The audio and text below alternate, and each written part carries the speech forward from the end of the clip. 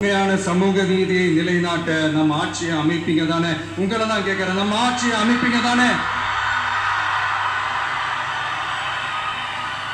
இந்த விஜய்க்கு ஒரு வாய்ப்பு கொடுப்பீங்க தானே? உண்மையிலே கொடுப்பீங்க தானே? இந்த விஜய நம்புறீங்க தானே? ஒவ்வொரு வீட்லயும் விசில் சத்தம் கேட்கும் தானே? அந்த விசில் சத்தம் ஒவ்வொரு பூத்திலையும் புயலா ஒலிக்கும் தானே? Thank you thank you thank you.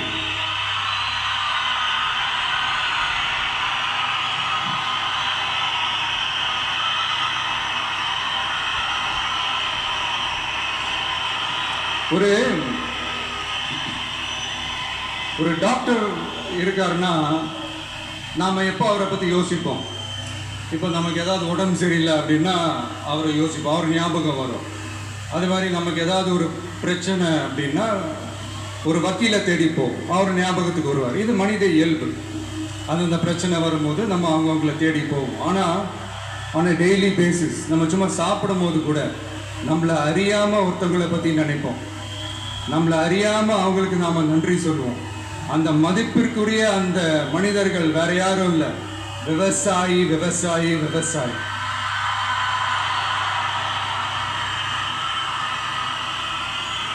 அவங்க பார்க்கறதுக்கு வேணா சாதாரணமா இருப்பாங்க, ஆனா அவங்க சாதாரணமான மனிதர்கள்லாம் கிடையாது. இந்த உலகத்தையும் மனிதர்களையும் படைச்சது கடவுள்னு சொல்லுவாங்க, ஆனா அந்த கடவுளுக்கே படையல் போடுற உயர்ந்த மனிதர்கள் தான் நம்ம விவசாயிகள். இந்த பூமியில உயிர் இருக்குது, இந்த பூமியில பூ பூக்கும், காய் காய்க்கும், பூத்து குலுங்கும்னு இந்த பூமியை அழகா காட்டி இந்த பூமியை சாமி ஆக்கிறதுல இயற்கையோட சேர்ந்து நம்ம விவசாயிகளுக்கும் ஒரு முக்கிய பங்கு ஒன்று இருக்கு. அதனால நான் ஏதோ ஓவரா ஏதோ சொல்றேன்னு நினைக்காதீங்க. எனக்கு இந்த அடுத்த ஜென்மம் மறுபிறவியை பற்றியெல்லாம் எனக்கு தெரியாது. அது உண்மை அப்படின்னா அடுத்த ஜென்மத்தில் நான் ஒரு விவசாயி குடும்பத்தில் பிறக்கணும்னு ஆசைப்படுறேன்.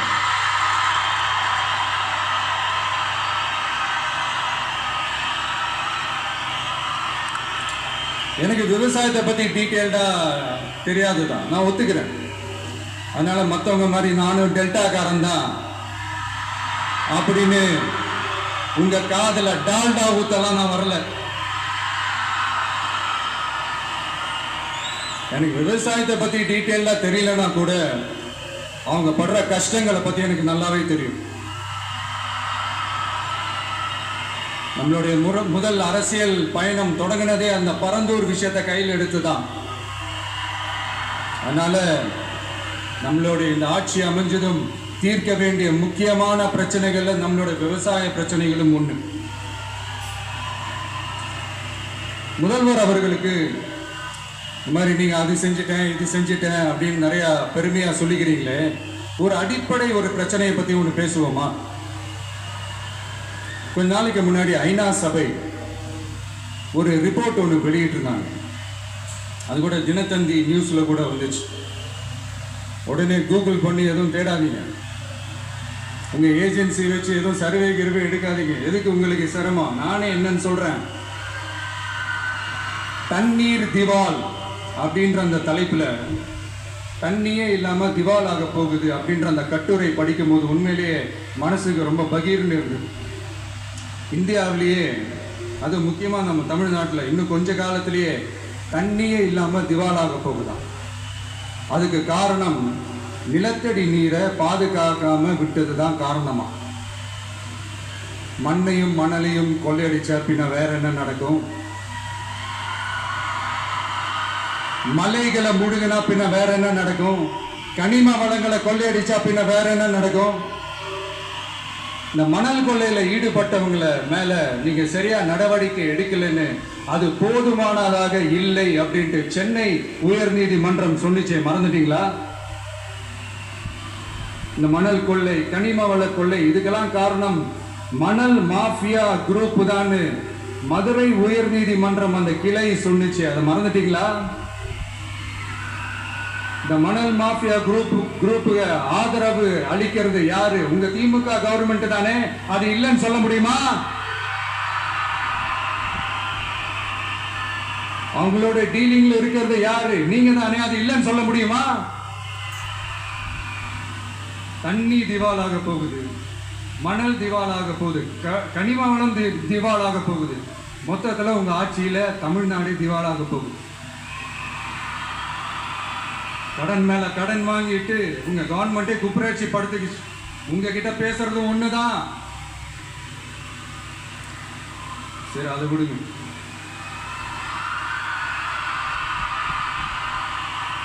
நம்ம விவசாயிகள் கஷ்டப்பட்டு விளைய வச்ச அந்த நெல்லெல்லாம் மழையில நனைஞ்சி வீணா போச்சு. டெல்டாக்காரன்னு சொல்லிக்கிற நீங்க அதை ஏதாவது கவனிச்சிங்களா? அவங்களுடைய போராட்டம் எதுக்காவது கூட போய் நின்றுக்கிறீங்களா? கூண்டாஸ்ல மட்டும் போடுவீங்க. இதானே உங்களுடைய அந்த சாதனை. பரந்தூர் பிரச்சனை உங்களுடைய உண்மையான நிலைப்பாடு என்ன? மேல்மா விஷயத்துல உங்களோட உண்மையான நிலைப்பாடு என்ன? தமிழகத்தில் இருக்கிற எல்லா ஆறுகளையும் இணைப்போம், இந்தியாவிலேயே நாங்க தான் அதை பத்தி ஃபர்ஸ்ட் யோசிச்சோம் அப்படின்னு பெருமையா சொல்லிக்கிற இந்த திமுக கவர்மெண்ட் அவங்களுடைய நாக் என்னன்னு சொல்லவா? இந்த மாதிரி பெரிய பெரிய திட்டங்கள்லாம் ஆட்சிக்கு வந்த உடனே செய்ய மாட்டாங்க. அந்த ஆட்சி முடிகிற டைம்ல, அந்த கடைசி 6 மாசம், அந்த 1 வருஷம், அந்த 1.5 வருஷத்துல அதுக்கான திட்டத்தை கொண்டு வருவாங்க, அதுக்கான அடிக்கலை நாட்டுவாங்க. அதுக்கப்புறம் எலெக்ஷன் வரும், தோத்துருவாங்க. கேட்டேன், எங்க ஆட்சி தான் முடிஞ்சிருச்சு அப்படின்னு நாடகம் ஆடுவாங்க. இல்லை, நான் தெரியாம தான் கேட்குறேன். மக்கள் மேல உங்களுக்கு உண்மையிலே அந்த அக்கறை இருந்துச்சுன்னா ஆட்சிக்கு வந்த உடனே இந்த மாதிரி பெரிய பெரிய திட்டங்கள்லாம் ஸ்டார்ட் பண்ண வேண்டியது தானே. அதனால் ஆட்சி முடியும் போது அடிக்கல் நாட்டுறது ஓட்டு நம்புறதுக்காக நினைச்சீங்களா? நம்மளுடைய ஆட்சி அமைஞ்சதும் இந்த மாதிரி பெரிய பெரிய திட்டங்கள்லாம் உடனே ஸ்டார்ட் பண்ணுவோம். அதை அந்த 5 வருஷத்துக்குள்ள அதை முடிக்கவும் ட்ரை பண்ணுவோம். ஸோ இப்படிலாம் நம்ம பேசினா காவிரி பிரச்சனையில உன் கருத்து என்ன, முல்லை பெரியார் பிரச்சனையில உன் கருத்து என்ன, இப்படிலாம் அதெல்லாம் பற்றி உனக்கு என்ன தெரியுமா அப்படின்னு கேட்க ஆரம்பிச்சிருவாங்க. ஐயா, உலக மகா மேதைகளே, ROV, ரிமோட்லி ஆப்ரேட்டட் வெஹிக்கிள், அதை வச்சு தண்ணிக்குள்ளேயே போய் அணைகளோட உறுதித்தன்மையை ஆராய்ச்சி பார்க்குற வரைக்கும் நான் எல்லாம் தெரிஞ்சுதான் வச்சிருக்கிறேன். ஒருத்தன் சைலண்டா இருக்கான், அமைதியா இருக்கான்னா உடனே அவனுக்கு எதுவுமே தெரியாதுன்னு நினைச்சிடாதீங்க. சும்மா கருத்து சொல்லிக்கிட்டு கம்பு சுத்திக்கிட்டு இருந்தா எல்லாமே நடந்துருமா? நசன் பேசி அதை கேட்டு மக்கள் வெறுத்து போயிட்டாங்க. உருப்படியா ஏதாவது யோசிங்கயான்னு மக்கள் நினைக்கிறத யாருக்கு தெரியுதோ தெரியலையோ, எனக்கு அது நல்லாவே தெரியுது. உரிய இடத்துக்கு போய் சம்பந்தப்பட்டவங்களோட பேசி அதுக்கான சொல்யூஷன் என்னன்னு தெரிஞ்சுக்கிட்டு அதை ப்ராப்பரா எக்ஸிக்யூட் பண்ணணும். அடுத்து நம்மளுடைய கடல் விவசாயிகளான நம்மளுடைய மீனவர்களுடைய பிரச்சனைக்கு அப்பப்போ எந்திரிச்சு கடிதம் எழுதிட்டு திரும்ப தூங்க போயிடுவார். அவ்வளவுதான், அதோட அது அப்படியே கிடக்கும். மானே, தேனே, பொன்மானே, இப்படிலாம் கடிதம் எழுதுறதெல்லாம் வேலைக்கே ஆகாது. ஒன்றிய அரசுக்கு அந்த உண்மையான உணர்வு பூர்வமான அந்த அழுத்தத்தை கொடுக்கணும். நம்ம மீனவர்கள் மேல அவங்க கையே வைக்கக்கூடாது, கையே வைக்க விடக்கூடாது. அவங்களுக்கான அந்த பாதுகாப்பு பக்காவா இருக்கணும். அதுதான் நம்மளுடைய ஒரே அஜெண்டா. மீனவர்களே, அடுத்து நம்மளுடைய ஆட்சி தான். கவலைப்படாதீங்க, தைரியமா இருங்க. உங்களுக்கான பாதுகாப்பு பக்காவா இருக்கும். இப்படி இருக்கும்போது அடுத்ததும் நாங்க தான் அப்படின்னு சிஎம் சார் சொல்லுவாங்க. அதெல்லாம் நடக்காது. 2வது முறை வந்ததெல்லாம் சரித்திரமே கிடையாது. இந்த சைனால கிரேட் வால் ஆஃப் சைனா கேள்விப்பட்டிருப்பீங்க. அதோடைய நீளத்தை விட பெரிய டாஸ்க் இது. ஆனானப்பட்ட அவங்க அப்பாவாலே முடியல.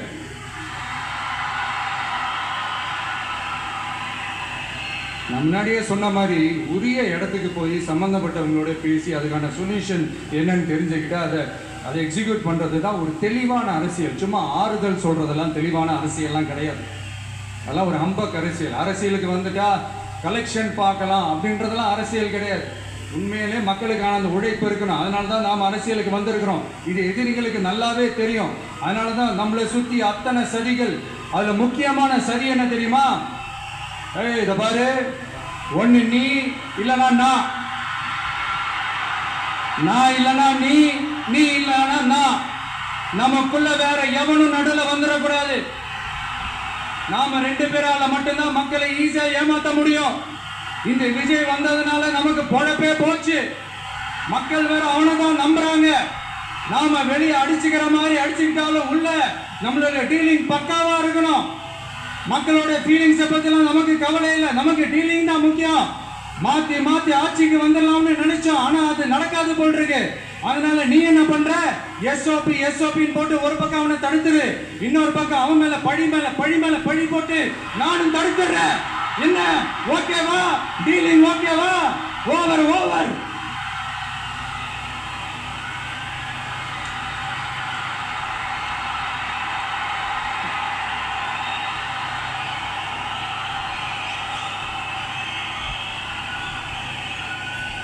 இல்லைங்க, உண்மையிலேயே சிரிக்கிறதா என்ன பண்றதுன்னு எனக்கு தெரியுது. உண்மையிலே இப்படிதான் இருக்கு அவங்க டீலிங்லாம்.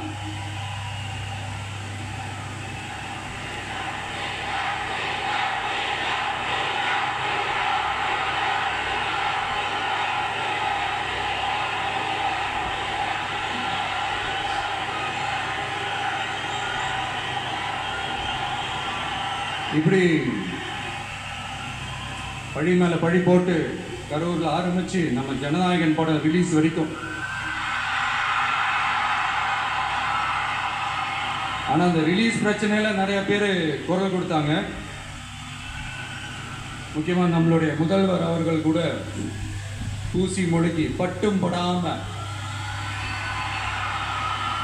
குரல் கொடுத்தாங்க. But what ever it is, குரல் கொடுத்த அவங்களுக்கும் மற்றவங்க எல்லாருக்கும் இந்த நேரத்தில் என்னுடைய நன்றியை தெரிவிச்சுக்கிறேன். இப்படி நம்ம வெளிப்படையாக பேசுறதுனால சிஎம் சாரோட மனநிலை இப்போ எப்படி இருக்கும் தெரியுமா? ஏற்கனவே கட்சிக்காரங்க தொல்லை தாங்க முடியல, தூங்க விட மாட்டேறீங்க. இந்த விஜயம் வந்து தூங்க விட மாட்டான். நம்ம பாட்டுக்கு ஹைவேல சைக்கிள்ல சோலாவா போலான்னு நினைச்சோம். இவன் நடனா மக்கள் சக்தியோட வந்துட்டு இருக்கான். இவன் தான் கேள்வி கேட்கறான்னு பார்த்தா மக்களையும் கேள்வி கேட்க வைக்கிறான். 1000 ரூபாய் கொடுத்துட்டு இருந்தோம், 5000 ரூபாய் கொடுத்து ஏமாத்தலான்னு பார்த்தா அதையும் கேள்வி கேட்க வைக்கிறான். விசில் சத்தம் வேற விண்ண முட்டுது. கூட்டணி கட்சிகள் தொல்லை வேற தாங்க முடியல. இவன் பண்ற பிரச்சாரத்தை முடக்கலான்னு பார்த்தா அப்பவும் மக்கள் அவன் பின்னாடி தான் நிக்கிறாங்க. என்ன பண்றது ஏது பண்றதுன்னு தெரியாத ஒரு மனநிலையில இருப்பாரு. ஆனா சார், நீங்க இந்த விஜயம் முடக்கலாம். ஆனா ஒவ்வொரு வீட்டில் இருக்கிற ஒவ்வொரு விஜயும் உங்களால முடக்கவே முடியாது.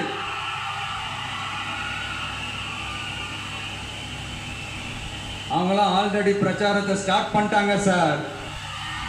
வீட்லயே குடும்பமா இறங்குவாங்க பாருங்க பிரச்சாரத்துக்கு. அப்ப உங்களால மட்டும் இல்ல, எந்த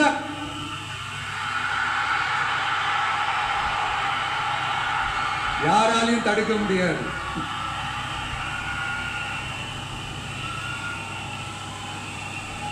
நம்ம டவுன் சவுத்துல ஒரு ஊர்ல உங்க அப்பாவுக்கு வெங்கல சிலை வைக்கணும்னு ட்ரை பண்ணீங்கல்ல, அதுக்கு சுப்ரீம் கோர்ட் என்ன சொன்னாங்க? மக்களோட பணத்துல யாருக்கு புகழ் பாட பார்க்குறீங்க அப்படின்னு கேட்டாங்கல்ல. அதுக்கு என்ன அர்த்தம் தெரியுமா? ஊரா வீட்டு நெய்யில உங்க வீட்டுக்கு ஸ்வீட் செய்யாதீங்க. எப்படி? ஊரா வீட்டு நெய்யில உங்க வீட்டுக்கு ஸ்வீட் செய்யாதீங்கன்னு அர்த்தம். மக்களோட ஒரு அடிப்படை வாழ்வாதாரத்துக்கு ஏதாவது பிரச்சனைக்குன்னு கேட்டா நிதி சுமைன்னு சொல்றீங்க. செல வைக்கிறதுக்கு மட்டும் எங்கிருந்து சார் காசு வருது?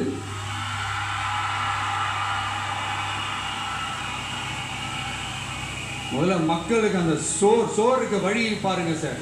செலவு வைக்கிறத பத்திலாம் அப்புறமா யோசிக்கலாம். கேஸ் சிலிண்டருக்கு மானியமா 100 ரூபாய் தரேன்னு சொன்னீங்களே, என்னாச்சு? கரும்புக்கு ஆதார விலையா 4000 ரூபாய் தரேன்னு சொன்னீங்களே, என்னாச்சு? ரொம்ப நாள் கல்யாணமே ஆகாம இருக்கிற பெண்களுக்கு அவங்களுடைய கல்வி தகுதிக்கு ஏற்ப அரசு வேலை கொடுப்போம்னு சொன்னீங்களே, என்னாச்சு? இதெல்லாம் வெறும் சாம்பிள் தான். இதோட ஹைலைட் ஒன்று இருக்கு. மாநில அரசால முடியவே முடியாதுன்னு தெரிஞ்சுக்கிட்டோம், நாங்க வந்த நீட்டை ஒழிப்போம். ஆகா ஆகா ஆகா ஆகா, எவ்வளவு பெரிய ஒரு மோசடி இது! கேட்டா நாங்க தான் முன்மாதிரி ஆட்சின்னு சொல்லுவாங்க. மோசடி ஆட்சி. மோசமானவங்களே முக்கியமானவங்க கேள்விப்பட்டிருக்கிறீங்களா? அந்த மாதிரி மோசடி ஆட்சியிலே முக்கியமான ஆட்சி இந்த திமுக ஆட்சி. மக்களை நேசிக்கிற விஜய் வேணுமா? மக்கள் விரோத ஆட்சி நடத்துற ஸ்டாலின் சார் வேணுமா?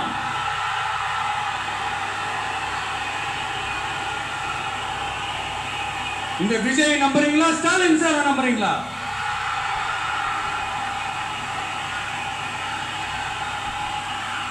இந்த சத்தத்துக்கு அர்த்தம் தெரியுமா சார்?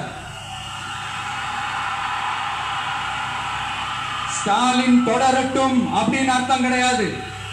தீய சக்தி திமுக ஆட்சி மறையட்டும், தூய சக்தி டிவிகே ஆட்சி வரட்டும். நானும் உதிக்கட்டும்னு சொல்லாம நினைச்சேன், பார்த்தா அதை வேற திருச்சி பேச ஆரம்பிச்சிருவாங்க. திருநெல்வேலியில, நாங்குநேரியில இப்போ ரீசெண்டா ஒரே லைன்ல சொல்லணும்னா, நம்ம நண்பர் ஒருத்தர் ட்வீட் போட்டிருந்தாரு, அதையே சொல்றேன். ஸ்டாலின் தொடரட்டும், சட்டம் ஒழுங்கு சந்தி சிரிக்கட்டும். இதுதான் அந்த பிரச்சனைக்கு ஒரே லைன்.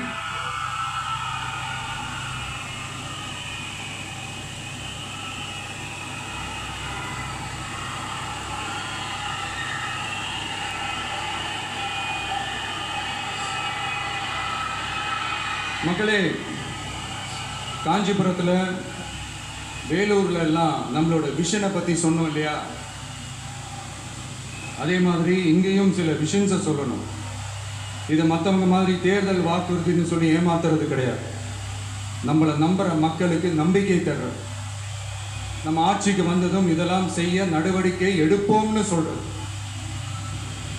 டெல்டா விவசாயிகள் சமீபத்தில் கூட உரத்தட்டுப்பாட்டை சந்திச்சிங்கல்ல. சில பேர் உரத்தை பதுக்கி வச்சு அதிக விலைக்கு விற்றதா நியூஸ்லாம் கூட வந்துச்சு. நம்ம டிவிக்கு ஆட்சி வந்ததும் உரத்தட்டுப்பாடு இல்லாமல் பார்த்துக்குவோம். 5 ஏக்கர் வரை நிலமுள்ள விவசாயிகள் வேளாண் கூட்டுறவு வங்கிகளில் வாங்கிய பயிர் கடன் முழுமையாக ரத்து செய்வதற்கும், 5 ஏக்கருக்கு மேல் உள்ள விவசாயிகள் வேளாண் கூட்டுறவு வங்கிகளில் வாங்கிய பயிர்க்கடன் 50% வரை ரத்து செய்வதற்கான சாத்திய கூறுகளை ஆராய்ந்து உறுதியாக நடவடிக்கை எடுப்போம். திமுக மாதிரி எல்லாருக்கும்னு சொல்லிட்டு அதுல தகுதி பிக்ஸ் பண்ணி பாகுபாடு காட்டி ஏமாற்ற மாட்டோம். எல்லாத்தையும் வெளிப்படையாக சொல்லுவோம். 2 ஏக்கர் வரை நிலமுள்ள விவசாயிகள் மற்றும் நிலமற்றவர்கள் குடும்பத்தில் யாரும் மாநில மற்றும் ஒன்றிய அரசு ஊழியராக இல்லாமல் இருக்கும் பட்சத்தில் அவர்களின் குழந்தைகளின் பொறியியல் மற்றும் மருத்துவம் உள்ளிட்ட தொழிற்கல்வி முதல் அனைத்து வகை படிப்புகளுக்குமான முழு செலவையும் அரசே ஏற்கும்.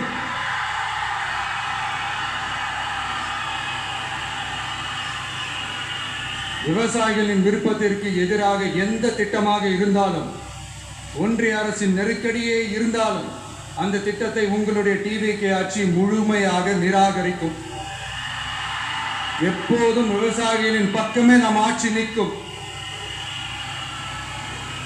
கொள்முதல் நிலையங்களில் முறையாக நெல் மூட்டைகள் பாதுகாக்கப்படும். நெல் முளைத்து வீணாவதை பார்த்து கொண்டு நமது அரசு சும்மா இருக்காது. போதுமான கொள்முதல் நிலைய வசதிகள் ஏற்படுத்தப்படும். அதே போல கொள்முதல் நிலையங்களில் கொள்முதல் செய்வதற்கோ மூட்டை ஏற்றி இறக்கவோ ஒரு பைசா கமிஷன் வாங்காமல் பார்த்து கொள்ளப்படும். அப்படி கமிஷன் வாங்குவது யாராக இருந்தாலும் கடும் நடவடிக்கை எடுக்கப்படும்.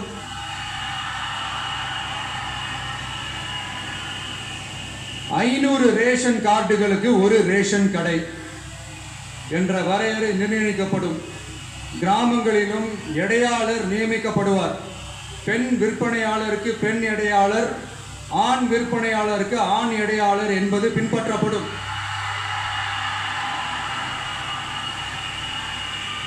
ரேஷன் கடைகளில் அரிசி தவிர அனைத்து பொருள்களும் பாக்கெட் செய்து விநியோகிக்கப்படும். மீனவர்களுக்கு ஒன்றிய அரசு சட்டப்படியான பாதுகாப்பை உறுதி செய்ய வேண்டும். அதற்கான உண்மையான உணர்வுபூர்வமான அழுத்தத்தை ஒன்றிய அரசுக்கு நமது டிவிக்கு அரசு கொடுக்கும். நான் மீண்டும் சொல்றேன், கல்வி, மருத்துவம், ரேஷன், குடிநீர், சாலை வசதி, பஸ் வசதி, இது மாதிரி அடிப்படை விஷயங்களுக்காக தான் நம் அரசு முதல்ல முக்கியத்துவம் கொடுக்கும். எனக்கு நம்மளோட குழந்தைகள், நம்ம பெண்கள், நம்ம இளைஞர்கள் லைஃபுக்கு முன்னுரிமை கொடுக்கணும். அரசு வேலை வாய்ப்புகள் மட்டும் இல்லாம தனியார் வேலை வாய்ப்புகளுக்கான வழியையும் உத்தரவாதத்தையும் உருவாக்கணும். அப்படி நாம உருவாக்கிட்டாலே அவங்களுக்கான ரூட்டை நம்ம இளைஞர்கள் அவங்களே தேர்ந்தெடுத்துப்பாங்க. இத்தனை கோடி அத்தனை கோடி ஒப்பந்தம்னு சொல்லி விளம்பரம் மட்டும் செய்யாம உண்மையான ஒப்பந்தம் போட்டு வெள்ளை அறிக்கை வெளியிட்டு அதை செயல்படுத்தினாலே போதும், எல்லாம் தன்னாலே நடக்கும். இங்க என்னனையும் சொல்ல நினைக்கிறேன், இங்க அடுத்து நாங்க தான் நெஞ்ச நிமித்திரி கூவுற யாராச்சும் நாங்க ஊழலே செய்யாதவங்கன்னோ ஊழல் செய்யவே மாட்டோம்னோ நெஞ்ச தொட்டு மனசாட்சியோட சொல்ல முடியுமா? ஆனா நாம இன்னைக்கு இல்ல, ஆட்சிக்கு வந்ததுக்கு அப்புறமும் ஓப்பனா தில்லா கட்ஸா சொல்லுவோம், ஊழல் லஞ்சம் இல்லாத ஒரு ஆட்சியை கொடுக்க உண்மையா ட்ரை பண்ணாலே போதும், எல்லாம் தன்னாலே நல்லா நடக்கும். எல்லாரும் கொஞ்சம் கையை இப்படி வைங்க. எங்க ஓட்டு எங்க உரிமை, எங்களை யாரும் விலைக்கு வாங்க முடியாது. எங்க ஓட்டு விசில் சின்னத்துக்கு தான். டவுன்லோட் பண்ணிட்டு இருக்கேன். யாரையும் நம்பி ஏமாற மாட்டோம். எங்க வார்த்தையிலிருந்து மாற மாட்டோம். இது நிஜம். Thank you.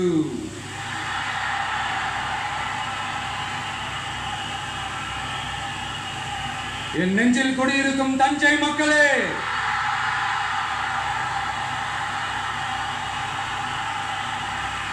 என் நெஞ்சில் குடியிருக்கும் வேலூர் மக்களே, வேலூர்ல இதை நான் சொல்ல மறந்துட்டேன், சாரி. உங்களுக்காக இங்க நான் சொல்றேன், உங்களோட நான் இருக்கேன், நம்மளோட நம்ம மக்கள் இருக்கிறாங்க. இதுக்கு மேல என்ன வேணும்? கான்பிடென்டா இருங்க, நல்லதே நடக்கும், வெற்றி நிச்சயம். மீண்டும் சந்திக்கும் வரை நன்றி, வணக்கம்.